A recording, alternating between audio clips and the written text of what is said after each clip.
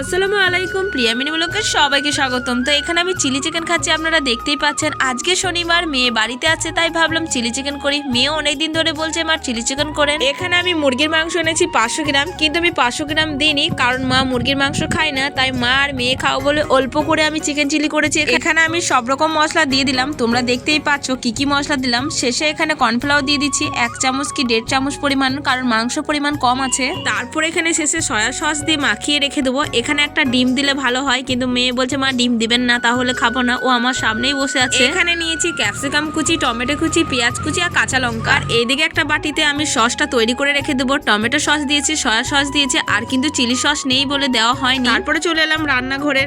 এবার কি করতে হবে সবাই তো জানে। কড়াইকে চাপিয়ে তেল দিয়ে আমি মাংসটা ভালো করে ভেজে তুলে নেব। বন্ধুরা, তোমাদেরকে একটা কথা বলি, সবাই সব রকম রান্না করতে পারে সেটা আমি জানি, তবুও আমি সারাদিন কি করি না করি সেটা তোমাদের সাথে শেয়ার করি। কারণ ইউটিউব চ্যানেল যখন খুলেছি, সারাদিন কি করছি না করছি সব ব্লগ তো তোমাদেরকে শেয়ার করতেই হবে, তাই না? আর হ্যাঁ, এই ভিডিওটা যার কাছে পৌঁছেছে প্লিজ চ্যানেলটি সাবস্ক্রাইব করো আর আমার পাশে থাকো। তোমাদের মতো বন্ধু আমার পাশে অনেক অনেক দরকার। তোমরা যদি আমার পাশে থাকো, আমি খুব তাড়াতাড়ি এগিয়ে যেতে পারবো। আর আমার এই ভিডিওটার জন্য একটা লাইক দিও। আমি চেষ্টা করব প্রত্যেকদিন কি কি করি না করি সব তোমাদের সাথে শেয়ার করতে, কারণ তোমাদের সাথে শেয়ার করতে, গল্প করতে খুবই ভালো লাগে। আমার প্রথম একটা চ্যানেল ছিল সানা বেবি বলে, সেটা আমার 2,45,000 সাবস্ক্রাইব ছিল। আমি অনেক দূর এগিয়ে গিয়েছিলাম, তখন মেয়ে অনেক ছোট ছিল, তাই মেয়ের পেছনে টাইম দিতে গিয়ে ওইটা আমি টাইম দিতে পারিনি। ভাবছিলাম আবার চালু করব পুরোনো চ্যানেলটা, কিন্তু কোনো রকম ভিউজও আসে না, কারণ ওই চ্যানেলটা আমার 2 বছর বন্ধ ছিল। তো তোমরা যদি আমার পাশে থাকো, আমি আবার এগিয়ে যেতে পারবো।